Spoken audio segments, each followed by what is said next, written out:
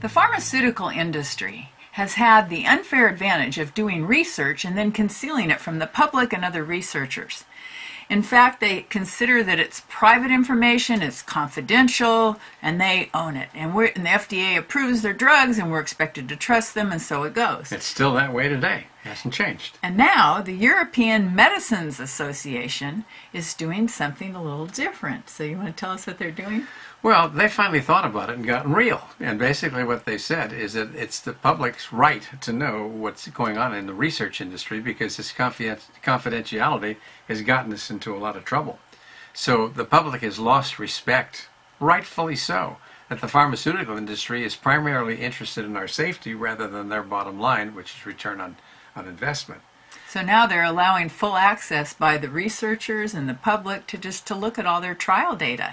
It's about time, because now what they've concealed from us becomes public knowledge, and if they haven't done what they should have done in these research trials correctly, we know it. We won't have to go through the Vioxx scandal and the Avandia scandals, which killed thousands and thousands of people in a way that was outright murder, particularly if you look at the Vioxx scandal. You know, back in 1995, that company knew that they had cardiac problems that were going to lead to heart attacks and strokes.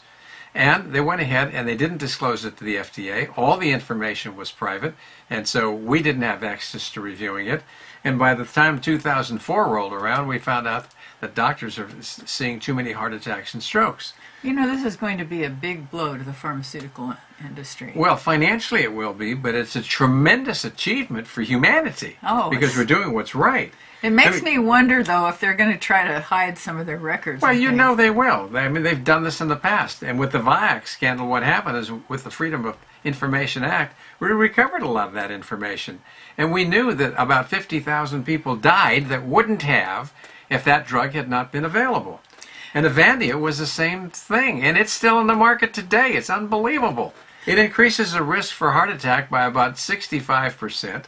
And about 50% more people who have heart attacks die from them if they're on the drug Avandia, and the drug is still on the market. I mean, listen to Dr. John Buse sometime from the University of North Carolina talk about this. I've had a private communication with him, and he still thinks that this is something that needs to be carried forward.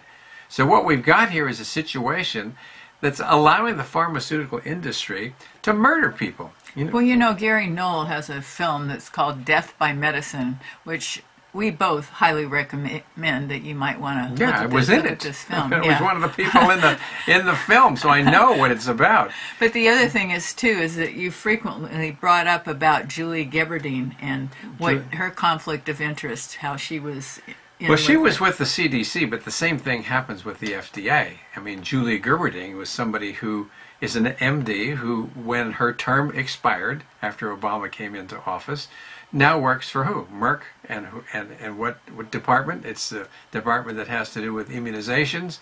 And of course, she was the one who led the charge for the value of the swine flu, which turned out to be a complete debacle. And now there's a CEO from the European Medicines Association that's doing a similar thing. Well, he's doing the same trick, and he is now, a few weeks after he's unemployed with his job with this agency, he's now working for the pharmaceutical industry. There's a revolving door between the CDC and Big Pharma, and a revolving door between the FDA and Big Pharma. And evidently between the EMA. Well, there had been with the EMA, and there probably will continue to be to some extent. But hopefully this is going to stop. Because it's not right that dollars trump service, and that reckless approval of drugs that really puts us at risk for deaths and a lot of mayhem is not the right thing to do. Yeah, trying to keep it a secret and then just stressing the positive outcomes and kind of hiding and sweeping under the carpet the negativity about the medications. Right. So what do we need? We need a new standard in our social practices. We need to respect that it's more important to provide service than it is to make a fortune. I mean, what's the purpose of humanity being alive here in the first place? Is to live in community where we're supporting one another and we're trying to help so that we can make the world a better place, rather than just trying to have more wealth and things and and power, which is what's happening today. So and that's why that chapter in your book is called The Karma of Big Pharma. Right. If you look at A Return to Healing, which is about radical healthcare reform in the future of medicine, which is on the site, drsabuto.com, free. I mean, you can download it for free, and you can also see the videos on each chapter. Watch the chapter on the karma of Big Pharma as Vicki and I talk about a lot of the things that the pharmaceutical industry does. It's totally unacceptable. But we have ourselves to blame for this. I mean, we're the ones who have participated in a culture whose standards have to do more with profits than they have to do with service. And until we evolve to a higher level of consciousness, we're going to see that we're not going to really change things. We'll have a change in terms of who's in charge, but not a change in what the values of this country are.